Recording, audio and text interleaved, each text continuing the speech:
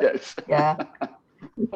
Once Ole Hadash was asked from Russia, how is it in Russia? And he told, I cannot complain. And they asked him, how's the food? And he answered, I cannot complain. And so they asked him, and why did you come to Israel? He answered, but here I am allowed to. יופי, נהדר. יופי. It's the continue of the previous joke. That's So, right. let's start. Maybe later people will join. I don't know. Okay, so today it's numbers 31, and as I said in the message, it's the same parasha, Matot Masa'ei, which it's almost never happened, and it means that until today we were ahead of them of the parasha, and that's it. Now we're behind. Back in. Okay. Okay. So let's start. Sharon, can you read 1 to 5? Okay, I'm reading from my Chumash here. Yeah. The Lord spoke to Moses, saying, avenge the Israelite people on the Midianites, and then you shall be gathered to your kin. I guess that means then you'll die, right? You'll be gathered to your Gather kin. unto the camp. Moses spoke to the people, saying, let men be picked out from among you for a campaign, and let them fall upon Midian to wreak the Lord's vengeance on Midian. You shall dispatch on the campaign 1,000 from every one of the tribes of Israel. Thank you. It's a pretty gruesome chapter. Wait, sorry? What? It's a pretty gruesome chapter. You said it was a Gruesome. Gruesome, gruesome? bloody. Gruesome. Achzari. Yes, totally. Yes, I didn't catch the word. Okay, but Sharon, what did you say in the beginning about You'll be gathered to your kin. To your kin, yes. Yes. Amecha. That means that you'll join your ancestors in heaven or wherever, right? Exactly. Yes, unto thy people. I have the translation. Oh, I didn't share. Sorry. No, it's fine. Yeah, I thought. Yeah. Should I go on? We do it. We do a thing. Yes. Okay. So yes, I have the translation of thy people, but anyway, as it was with Aaron, so like go there and die, something like that. Also, this is your last task, avenge the Midianites, and then we join your ancestors. Okay, and then look at number 2 and 3. What do they have to do to avenge what? In number 2 and 3. To take 1,000 from each tribe and send them. Yes. But why do we have to get? Why are we avenging the? What did the Midianites do to us? Oh, okay. We will go into that. But look at number 2 and 3. Nikmat bnei Israel. Okay, the avenge the children of Israel. And then in 3, it's not. It's the avenge of the Lord's vengeance. Okay, in Hebrew, Nikmat Adonai veNikmat bnei Israel. So I read Rabbi Gil Nativ said about this that it is the same. If our God is unsatisfied, so are the children of Israel.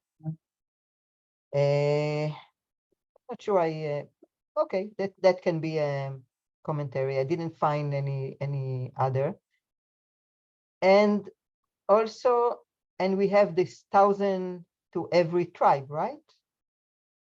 We have, but we have 13 tribes, but we have only 12 tribes that joined the army. Mhm. John Young? Hold on, the Kohanim are a tribe or not? No, the Kohanim and the Leviim Maybe. are Are not considered tribes? Levi is a tribe, but I don't think they were subject to the draft. No, no, they didn't fight. They were patur. Ora, you're frozen.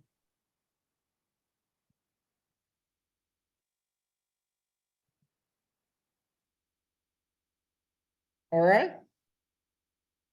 I think she's coming back. yes. Shalom. Hi. Yes, something happened, and all of a sudden I flew out. Shalom, John and Judy. Hi, sorry to be late to the party. We're still unpacking. Yeah, I can, yeah, we can see. Yeah. Okay, אז בשעה טובה קודם כל. It was on Sunday, I remember. Yeah. Okay, so in number 4, we have at 1,000 young men probably from every tribe, right? 12 And tribes, yeah? From every tribe. Right. But, okay, and then in number 5, so it says 12,000 armed for war. So Mhm. we understand that only 12 tribes are to donate their soldiers. Participate. Only 12 tribes participate. Participate, yes. בסדר, תודה. And okay, so now I would like to remind you why Levi is not the tribe that participate. Levi is not participate. And sorry, just a moment. Okay, now we will go back to, because we read it, why Levi is not participating, does not join the army. Gershom, can you continue here in number chapter 1? It's hard. Five. You're not sharing again. Oh, you're not. I'm not sharing. Yes, because of forgot it. רק רגע. Yes, may I read? Okay, you know what, Emmanuel, you will read after Gershom because I just said it. Okay. Okay, so Oh, Gershom, just 45. yes. And all those that were numbered of the children of Israel by their fathers' houses from 20 years old and upward, all that were able to go forth to war in Israel. Just a moment. Yes. But the Levites, after the tribe of their fathers, were not numbered among them. And the Lord spoke unto Moses, saying, howbeit the tribe of Levi thou shalt not number, neither shalt thou take the sum of them among the children of Israel. But appoint thou the Levites over the tabernacle of the testimony, and over all the furniture thereof, and over all that belongeth to it. They shall bear the tabernacle and all the furniture thereof, and they shall minister unto it, and shall encamp around about the tabernacle. And also this, okay? Okay. These two. This is that which pertains unto the Levites. From 20 and 5 years old and upward, they shall go in to perform the service in the work of the tent of meeting. And from the age of 50 years, they shall return from the service of the work and shall serve no more. Thank you. So it's very Or I have a question here. okay. Now, if from 25 to 50, the Leviim have to serve in the tabernacle. נכון. How many people do you think need to serve in the tabernacle at one time? 10 guys, 20 guys? No, I think many more than 10 or 20. Okay, so say 100. 100 Yeah. guys, but weren't there like thousands of Levi'im? I'm wondering what are most of them doing, because certainly there was a census in the previous chapter, wasn't there? Yes, there was a census. We had 2 census in the number. Right, so how many Levi'im are there? Well, I'm just wondering I what they're don't remember doing. the number. I don't remember the number, but I don't know the number of how many workers the Mishkan needed, but according to how they detailed us all the sacrifices and all what they have to do every holiday and every day, this is a lot of work. Really a vast. I mean, really a lot of work, and also a professional work, not just. I mean, actually, I don't remember if we have in the Bible something that really details exactly what, how many people, Levites, were in this, even after they came to the Promised Land. Okay, that there were not the tabernacle but the temple. This is much bigger and much. Yeah, but going through the desert, all they had was basically a tent, right? With the But if you go tabernacle back inside. but if you go back to Exodus, the 5 last, I think 5 last chapters, the description of the building of the Mishkan, they have many little objects to arrange, לשאת אותם איתם, כלומר להחזיק אותם, לטפל בהם, To maintain. Yes, to maintain. It's a lot of work. I was thinking of another question, that it says here that every tribe should give 1,000 young men, right? But we saw that there are quite big differences between the size of each tribe. So why it's not a certain percentage of a tribe and not an absolute number like this? But also it could be that in many tribes there were more than 1,000 men of army eligible, age, of military age. So how do they choose? There's no detail about that either. So the note in my Chumash on this says that the tribe has to furnish an elef, which in many places is translated as 1,000, but more likely means a unit or a contingent. I don't know. It happens again, and I don't know exactly. Maybe I will call. You noticed that I'll call David. Just a moment, please.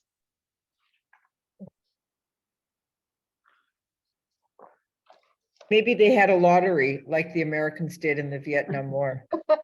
Oh yeah. Yeah. We know Thank you about for the lottery. reminding me of that. Yeah, but Maybe- Gershon, I think your Maybe point they is right. started to. John, slicha. I think Gershon's point, if you look at the root, Aleph Lamed Pei, it also refers, it's not always 1,000. It could be a battalion. You have an aluf who is not necessarily in charge of 1,000 people. It's there's a command structure there. Yes, but here I think it's really the number. You see, it's shnem. Look at here in 4 we have elef, and then in 5 12,000. It's like very, I mean, simple. Yeah, but it could be 12 battalions. If everyone gives a battalion, and say a battalion's 200 men, 12 battalions is the same word. Uh-huh.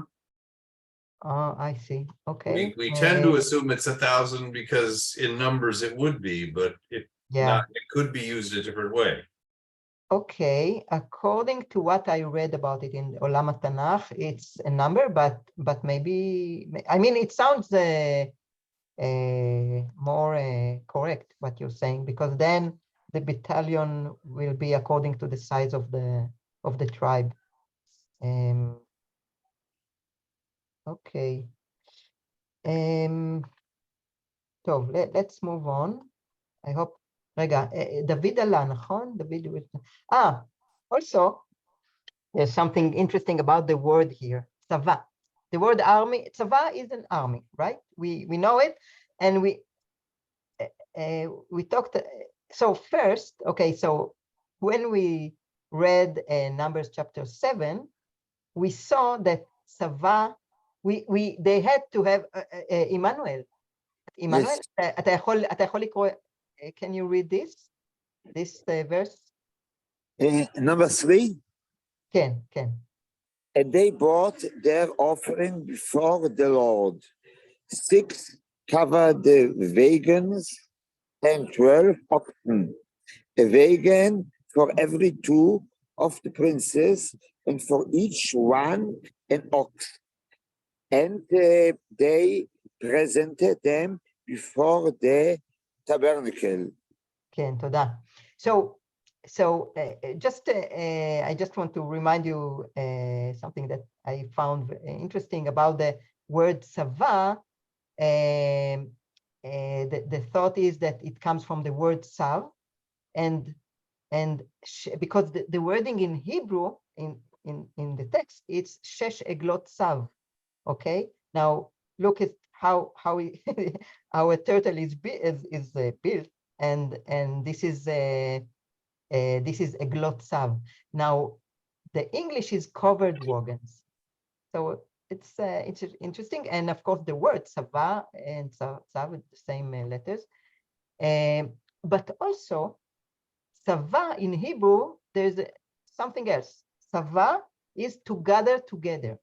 Okay? לצבוא, למשל, צובע על הפתחים, this is an expression, צובע על הפתחים, is asking for, like, trying to gather money, trying to ask for money from people. And let's read, עמנואל, אתה רוצה עוד פסוק? Yes. הנה, את זה, משמואל, Samuel chapter 2. Now Eli was very old, and he heard all that his sons did unto all Israel, and how that they lay with the women that did service at the door of the tent of meeting. אוקיי, תודה. עכשיו, בעברית זה, ואת אשר ישכבון את הנשים הצובעות פתח אוהל מועד. So here, צובעות is gather around the oil moed, and in my opinion, there is a mistake in the translation here. It's not did service. It just gathered there. They came there, and then, okay, they were maltreated by the sons of. Anyway, it's not very. Laura, yes. question.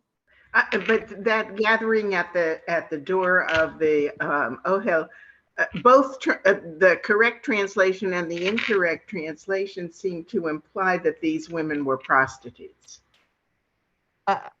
Okay, I see what you mean. Okay, maybe. Because the sons lay with them.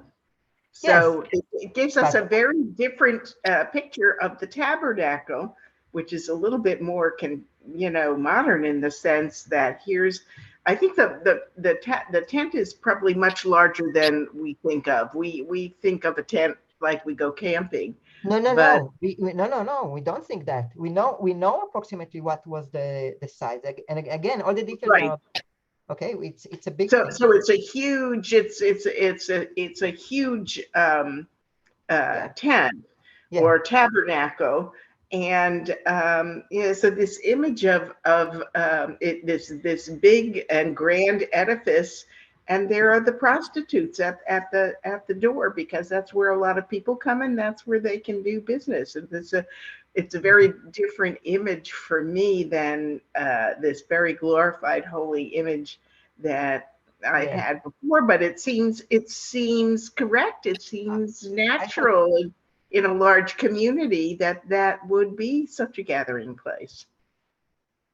Maybe I didn't find such a commentary.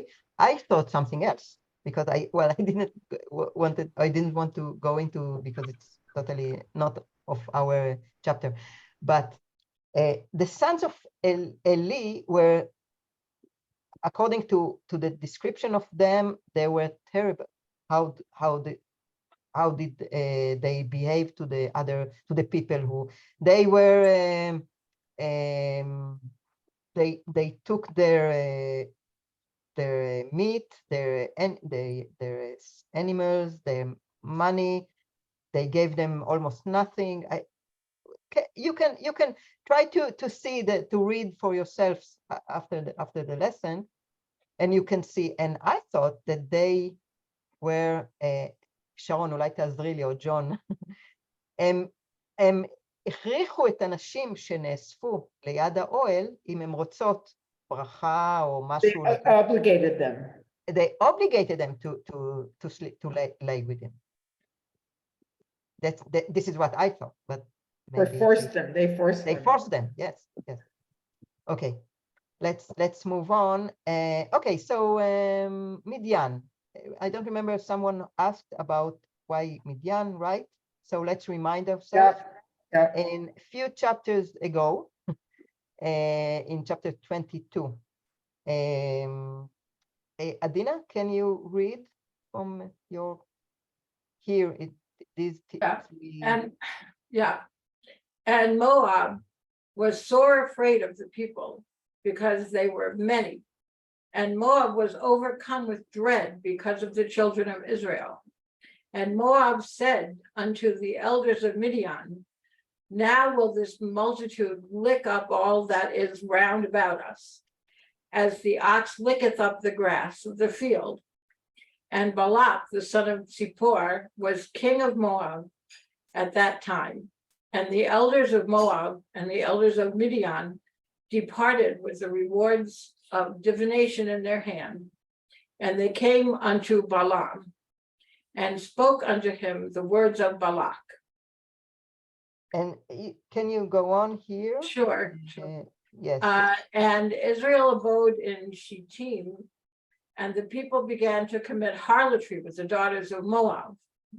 And Israel joined himself unto the Baal of Peor. And the anger of the Lord was kindled against Israel. And the name of the Midianitish woman that was slain was Cosbi, the daughter of Zur. He was head of the people of a father's house in Midian. And the Lord spoke unto Moses, saying, harass the Midianites and smite them, for they harass you by their wiles wherewith they have beguiled you in the matter of Peor, and in the matter of Cosbi, the daughter of the prince of Midian, their sister, who was slain on the day of the plague in the matter of Peor. Okay, thank you.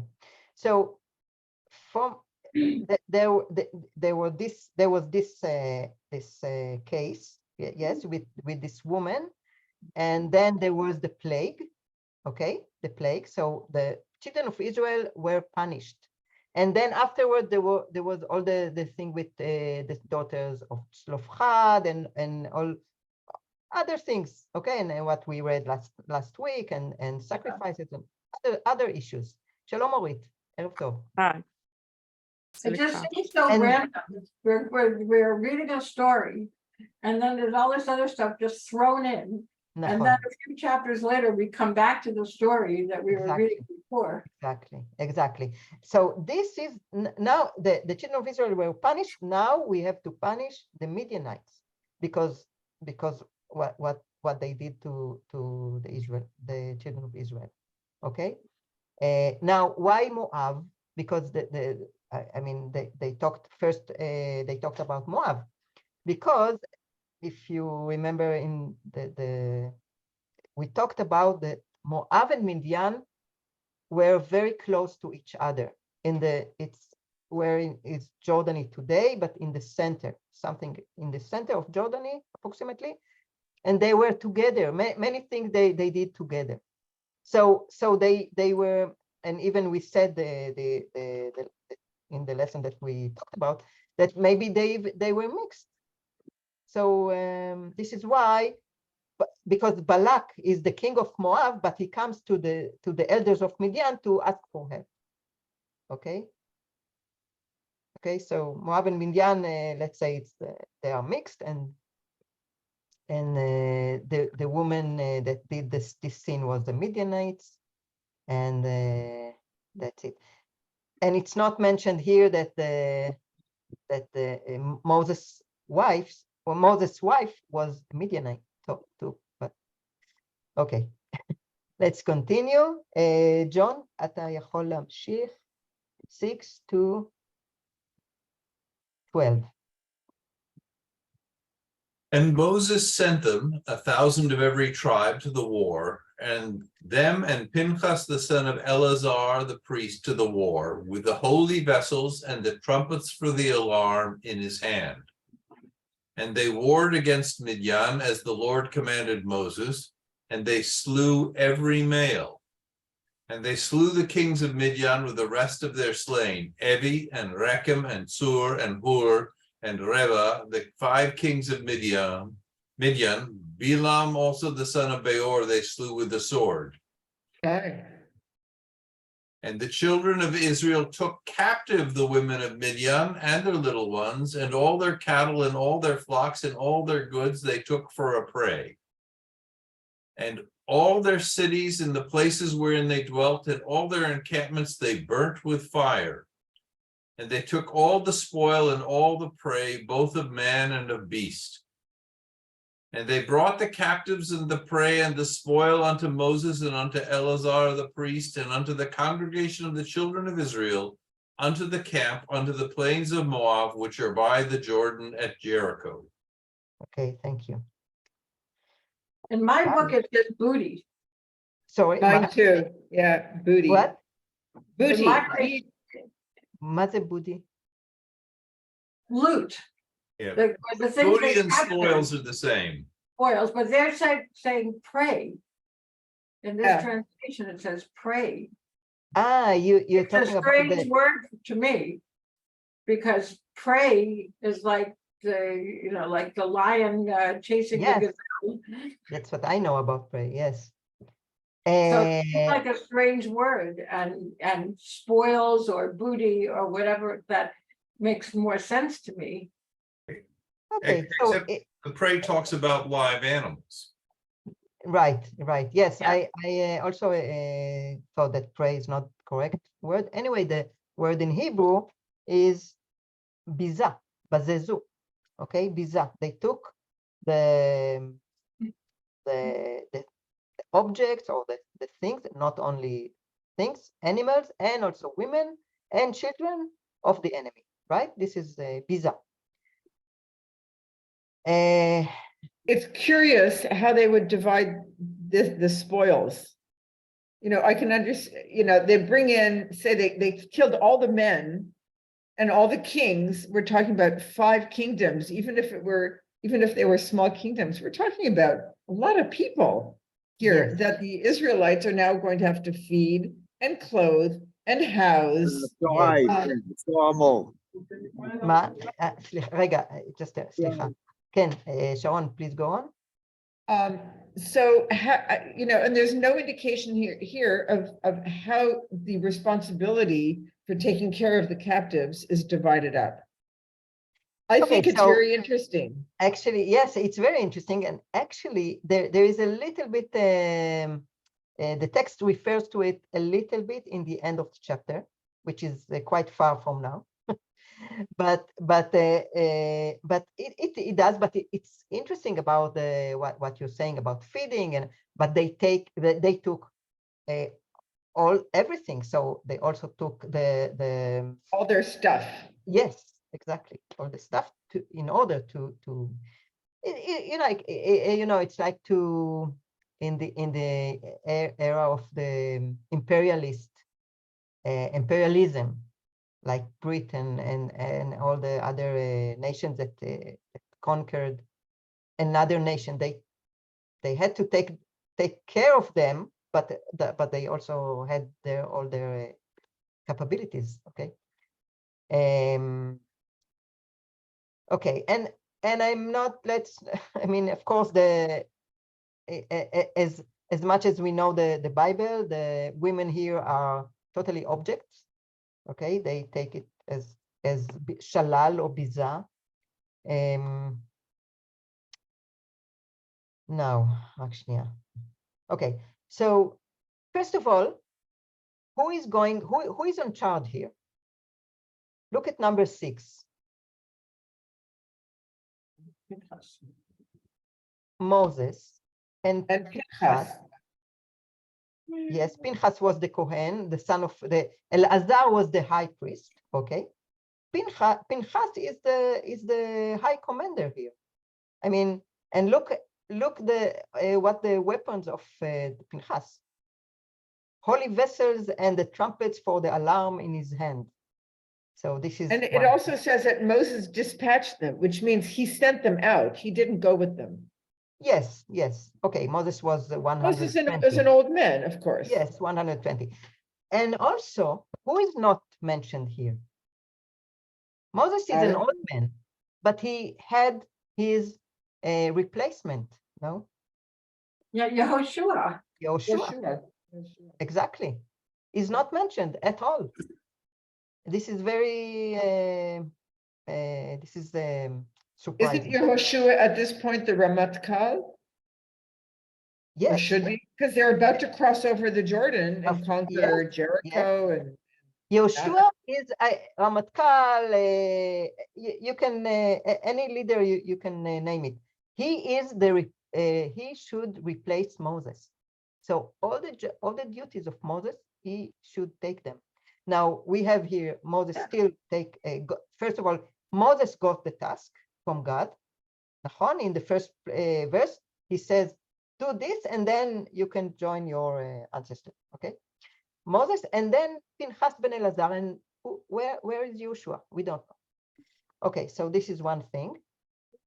Now in verse 7, okay, Vaitzbe'u, again, Vaitzbe'u in from the word sava is gather together. Here it's word. Okay. Al Midian kasher tziva Adonai et Moshe vayahargu kol zachar, and they slew every male.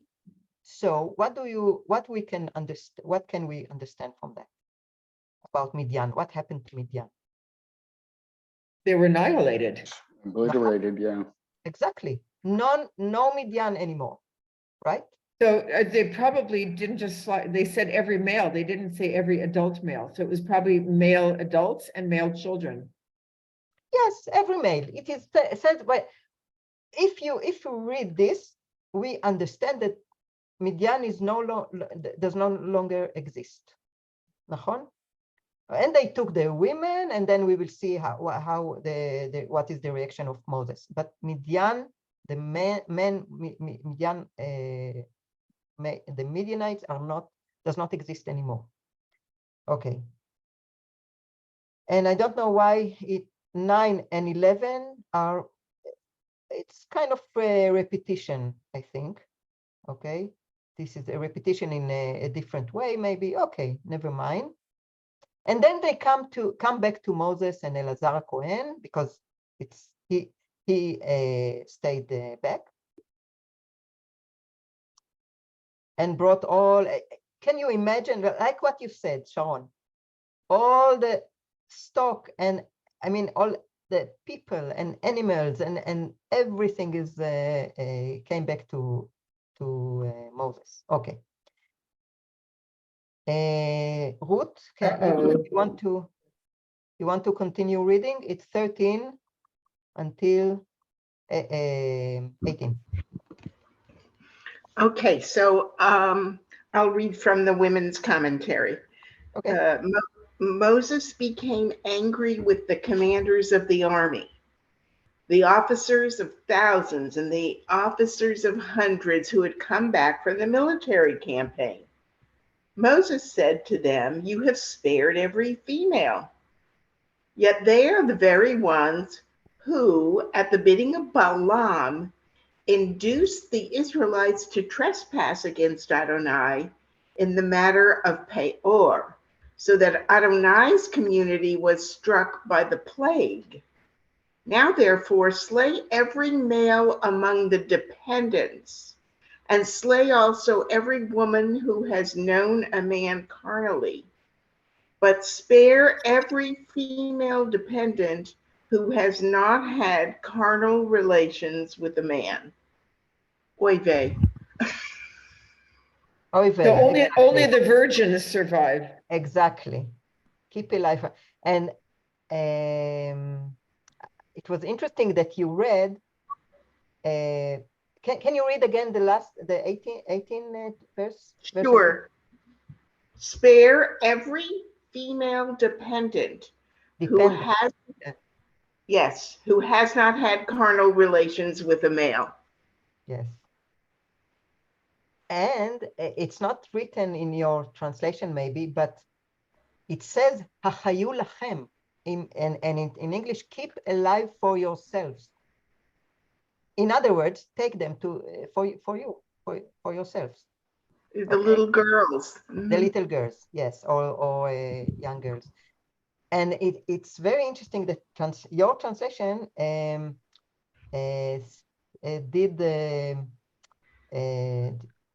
said independent and dependent people. Right. Independent, you have to kill them. The dependent, you can spare. Right. What can we say about this? No, but in Hebrew it says "V'chol hataf b'nashim." All the young women. It doesn't say dependent. Yes, but That doesn't mean dependent. This is our discussions about translation. Exactly this. V'chol hataf b'nashim. The taf is dependent because taf is little children normally. I think they were using dependent in the sense that the IRS calls so your dependents that you can deduct from your taxes. Ah, okay. Anyway, we can kind of idea. In any wording that you use, we can understand who was killed and who was not killed, right? And what do you think about look what is the attitude of Moses towards the elder women, the Midianites women? They were the ones who indirectly caused the plague. Yes, Nahon. Yes, so they are a national threat. He is afraid from the women like from any other enemy. They are really national. I mean, he could say take the women to yourselves also. But no, he said all the women that were how is that that half known men should be killed. It's amazing. I think it's. This is also a vengeance, it says from the beginning. So it's not just fear, but vengeance also. Yes. Well, Moses feels that the women have a lot of power and influence. Exactly. And he's afraid that they will influence the Israelite men to go against God's wishes or against God's laws. Also, Moses is using a technique that in future years in our past has been used against the Jews themselves. He's using the technique of scapegoating. So he blames these older women, more mature women, for a wrong in the past, and thereby he justifies destroying them. And it's the same kind of technique that is still to this day used against the Jews. Right. So it implies to me that that's it's sort of a characteristic of mankind to justify violence by these techniques. Well, in this case, we're not going very far into the past. It's not as if they're taking vengeance on the women because of something that happened 500 years ago. This happened a couple of months ago, maybe, but not very Yes, long yes. ago. This is Mhm. not Yes, an immediate problem. It's just that they threw other stuff in between. But this is the continuation of the story of the Midianite women coming and, seducing the men who, of course, they had a choice, but they didn't have to be seduced by the Midianite women. But the Midianite women sent to seduce the Israelite men, which brought on plague, according to the narrative. Mhm. So the point here, Moses' point is not we're blaming the women for something that happened a long time ago. We're blaming the women for something that happened just now. Yeah. So it's I think not the same thing. It's a different thing. I'm not saying that makes it any better. I'm just saying it's not as if he's blaming them for something that happened a long time ago. But the Jews are not just blamed for killing Jesus, they're also blamed now for their financial control of the world. So I'm not sure that, I mean, that's a very valid point of the difference, but I don't think that it changes the fallacy of the technique. let's leave it in that point that you talked about the technique that and I think I'm going back to what Gershom said. This is a revenge. The whole point is to avenge the Midianites. So here is it's not only fear, it's an avenge. Okay, another thing. Why was look at number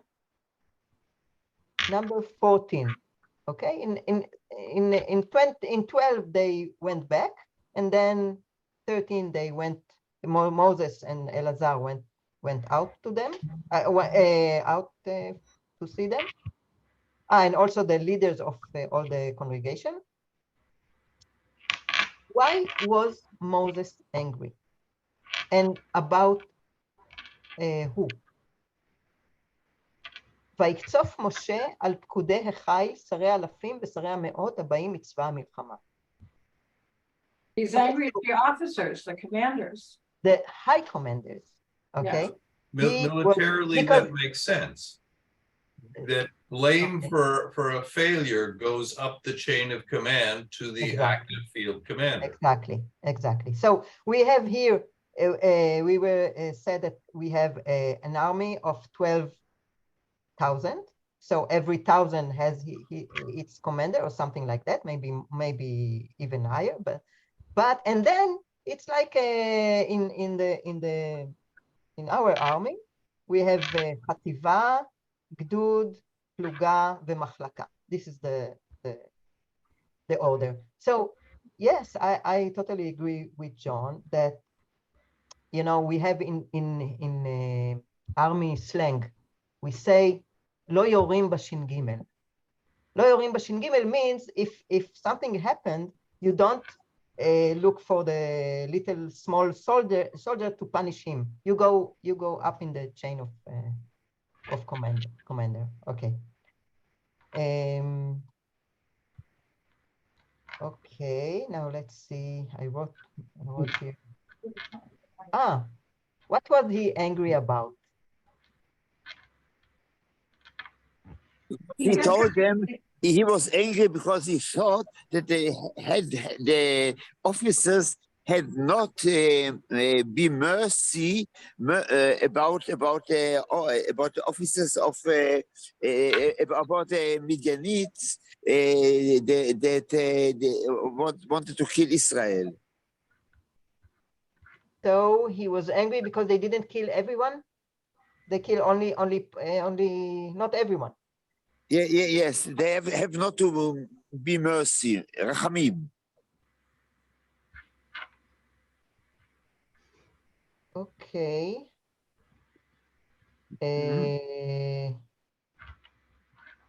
Okay. What? Any other comments? Well, that was that they didn't carry out the mission that was given to them. Let's go back to see what was exactly the mission. I'm not exactly clear on what the mission was. Exactly.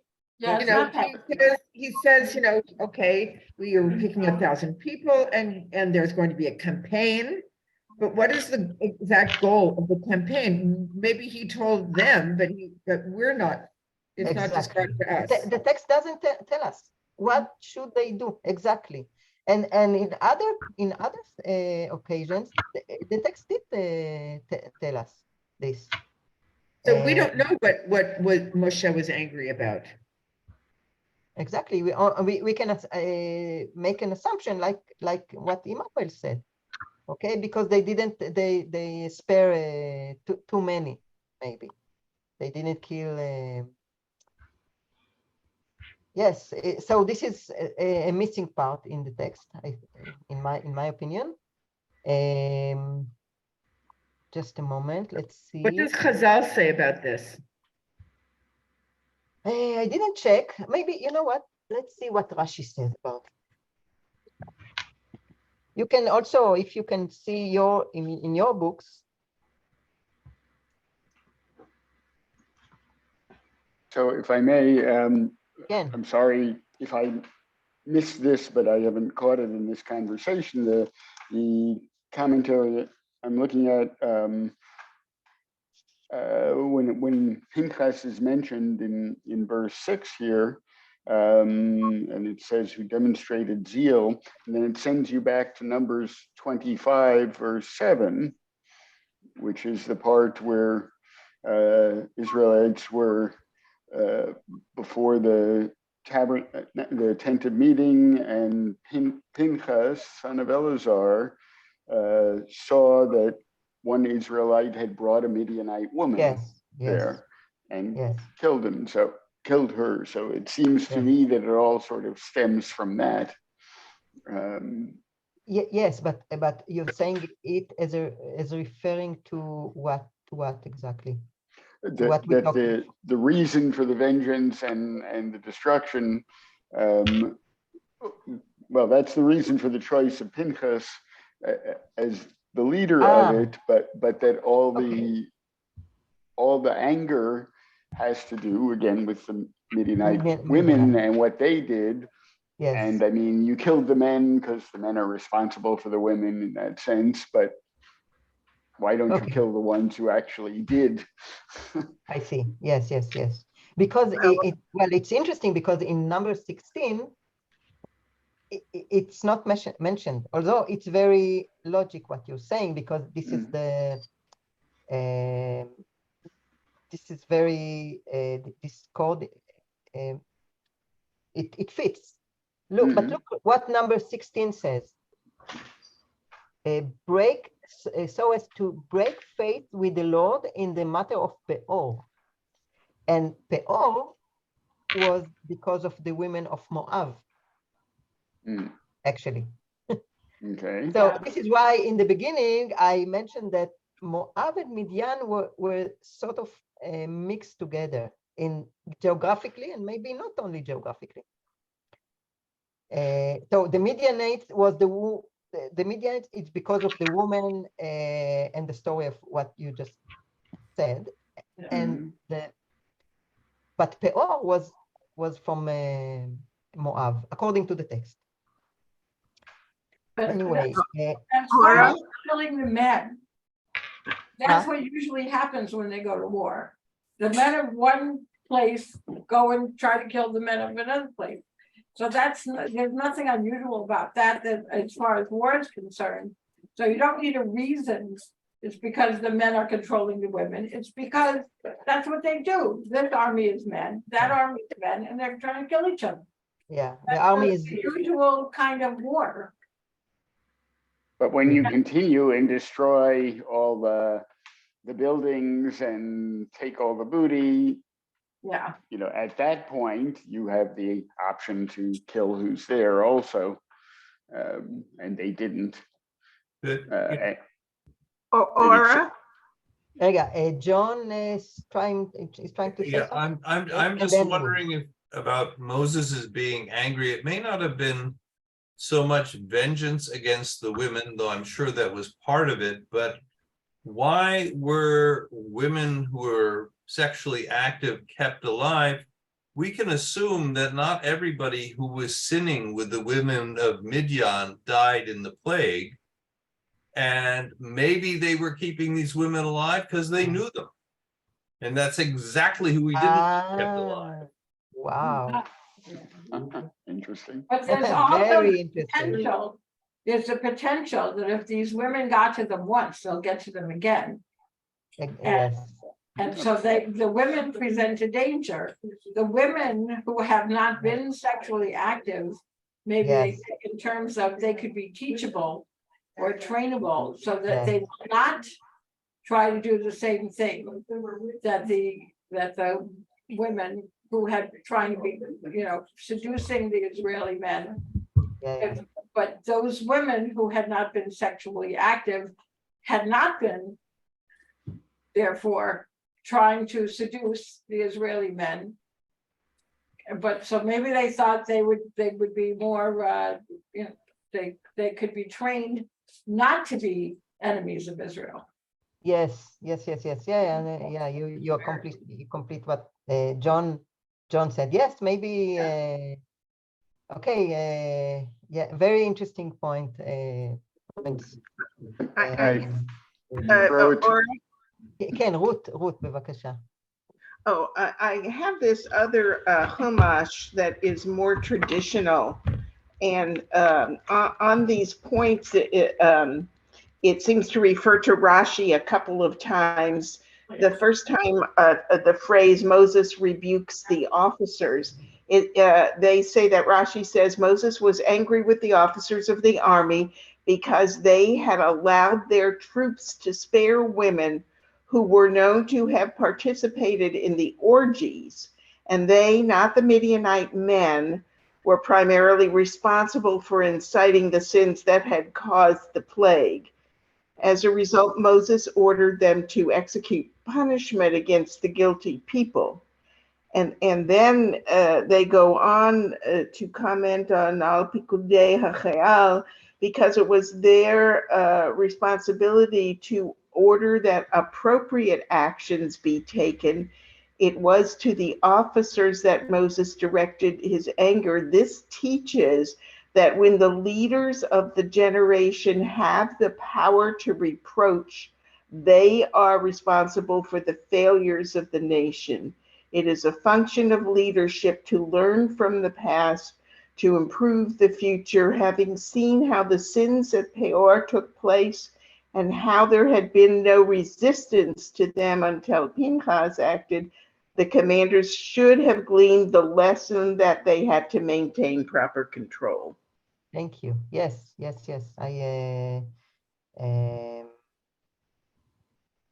I think it's a combination of both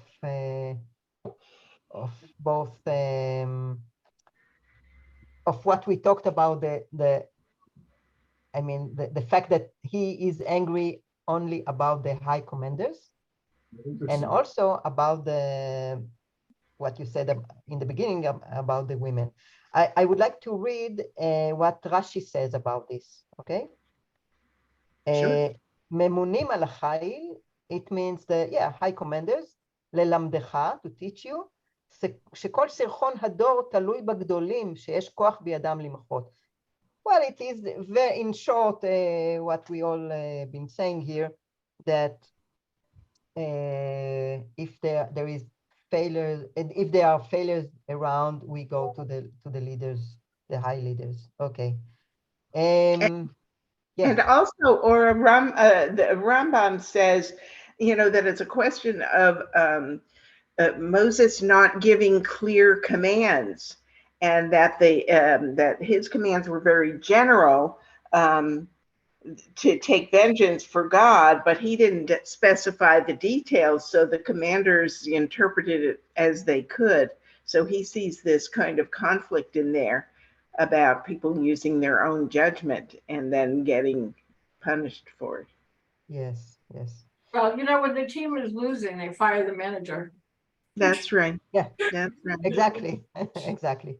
or the me'amen. Yes, yes. Another point of view about the how did you say booty? Booty? This is the word. Yes, booty. Booty. How do you spell it? BOOTY. BOOTY. TY. Ah, booty. Okay. You're like a boot with a Y on Ah, it. okay. I see. So another point that I read somewhere is that if he was angry because they took a lot of booty, and maybe it's not very clear here, but afterwards we will see in Joshua. I mean, not to take booty is a very important principle in the wars of Israel. Not to take booty. Now, why? Because the soldiers must not have this motivation. They have to have another motivation to go to work, to war. Otherwise, it will be all without meaning. I mean, they want example, and for example, they want they want go to a war that of poor people, or I don't know. You understand what I mean? They don't want to that a booty will be the motivation. Now let's read few very, I think, very well-known examples of this principle in the children of Israel army. Judy, can you read Joshua 7 and then these two verses? So from Joshua, but the children of Israel committed a trespass concerning the devoted thing. For Achan, the son of Carmi, the son of Zabdi, the son of Zerah, of the tribe of Yehuda, took of the devoted thing, and the anger of the Lord was kindled against the children of Israel. And then from Megillat Esther, the 10 sons of Haman, the son of Hamadatha, the Jews' enemy, slew they, but on the spoil they laid not their hand. Okay, and this is a well-known in verse in Esther. Ubabiza lo shalchu yadam. It repeated itself a few times. Okay, so this is about that issue. Now I want to go back. We still have some time about the thing that according to the text there are no Midianites anymore. Even though little boys, small boys, and not Midianites anymore. Okay, so Of those tribes of those parts of the Midianites. In their hearts, it talks about that was only part of the Midianites. Because we still hear about Midianites later on. Okay, so you give the solution, and now I will give the problem. Okay. Okay.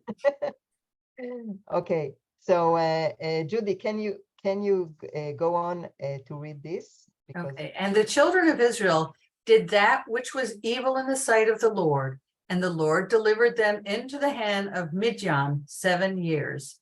And the hand of Midian prevailed against Israel, and because of Midian, the children of Israel made them the dens which are in the mountains, and the caves and the strongholds. And so it was, when Israel had sown, that the Midianites came up, and the Amalekites and the children of the east, they came up against them. And Israel was brought very low because of Midian, and the children of Israel cried unto the Lord. Okay, I think we got the idea. There are, I brought here a few more, two more, but the idea is that the Midianites are still there, and now I understand that the Hertz, the commentary from Hertz tried to address this problem. Okay, and we have, when we will reach Yehoshua book in maybe 2 years, maybe we will see that there are few other examples about that in some part of the Bible it says that these people were gone, and then it's not. We see in other parts that it's not. Okay, let's continue, unless you have other comments that you want to say. Okay, so אורית, את רוצה לקרוא? 19, we are back to our chapter 19 to 24.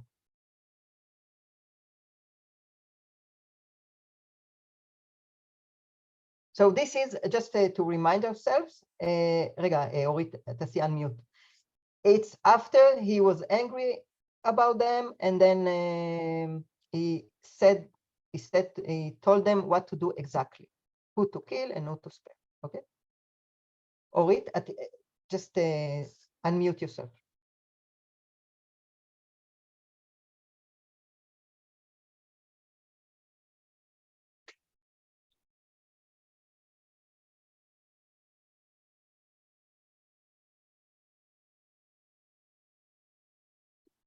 סליחה? יש בעיה כנראה. Okay. Okay, let's move on. Who wants to read? I think you all read, נכון? שרון, back to you. טוב, אורית, בסדר. Okay. אורית, יופי. Wait, okay, where are we now? Okay. 19. All right. And encamp ye without the camp 7 days. Whosoever hath killed any person, and whosoever hath touched my my slain.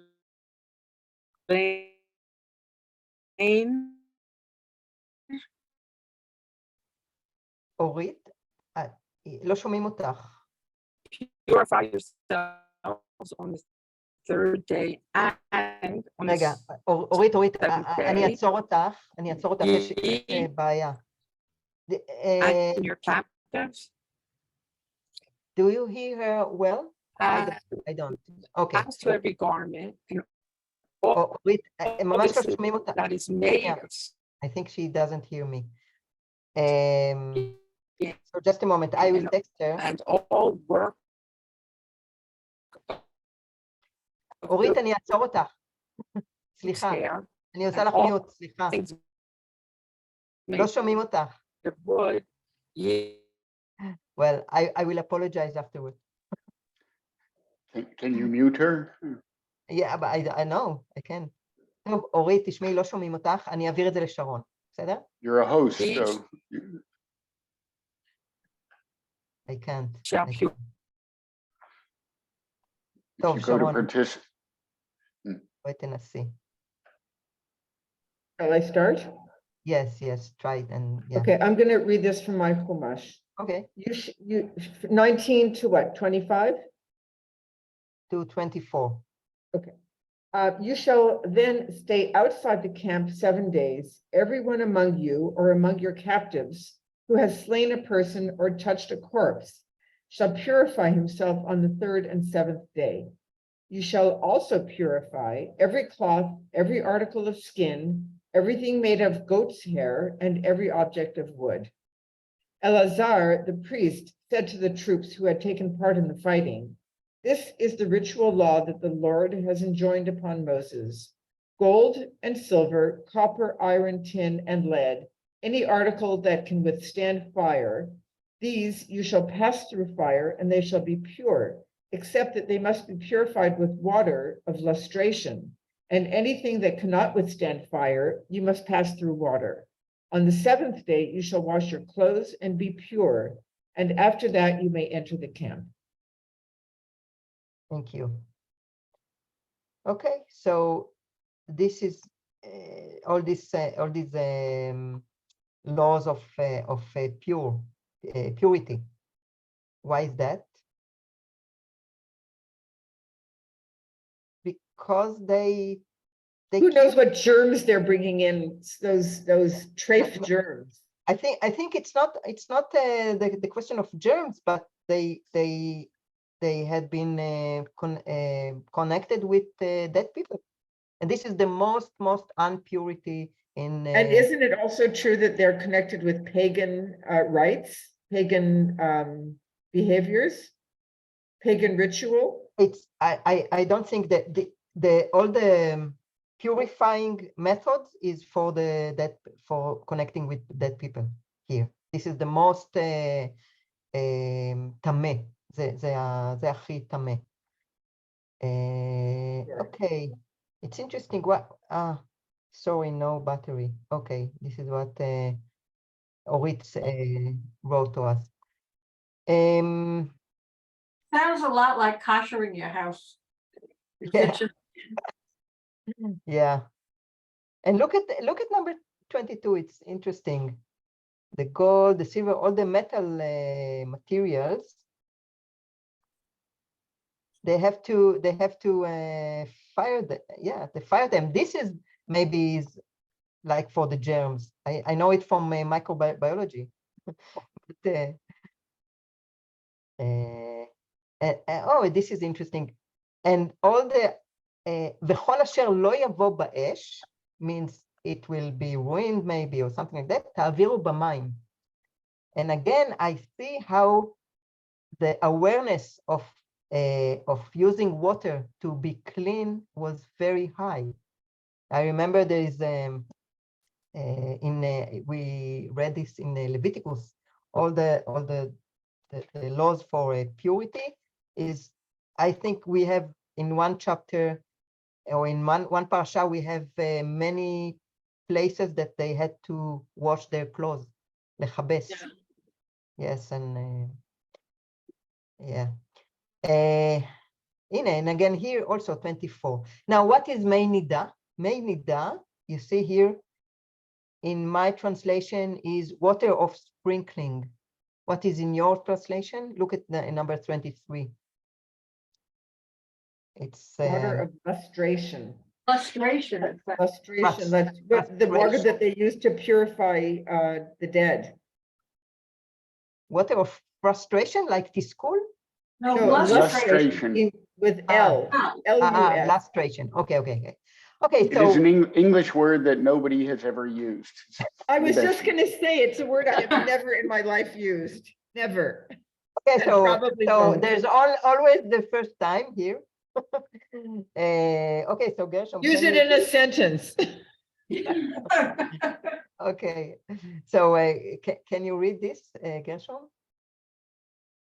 Let me just say on lustration, when I came to that word, I looked it up, and in the definition was another word that I looked up, and then I had to go to the other form of the word to look it up, and cleansing. Okay, now I feel You find out anything? Well, I feel good about myself.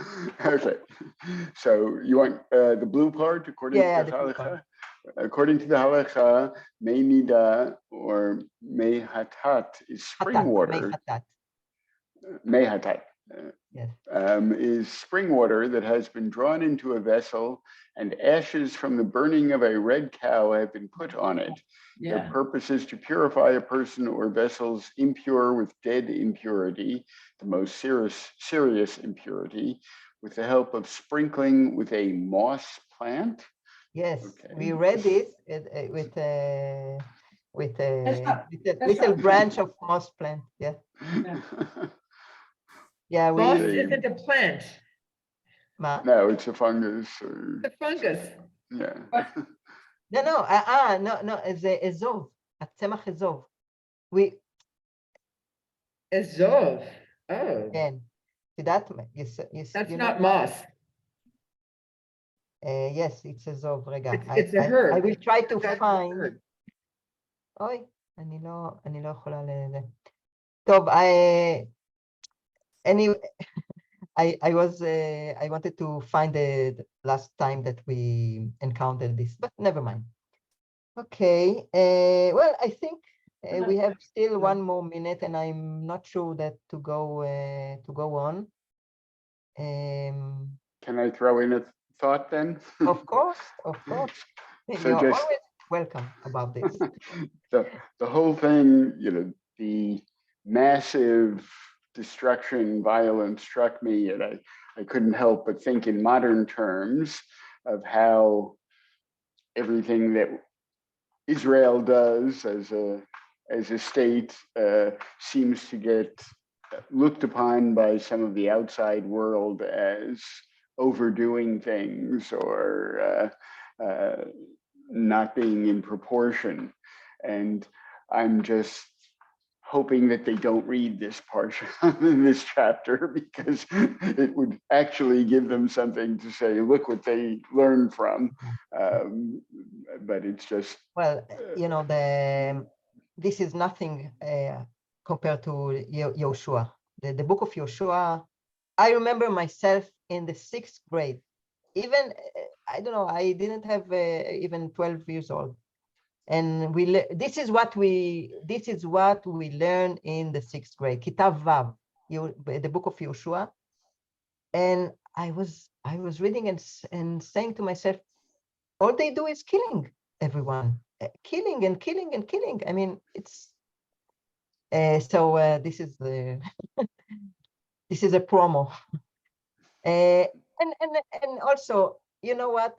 I think we don't have to really to compare, although probably people, like you said, people compare. But I always think that we really don't understand how much the world today is different than the world then, in all aspects.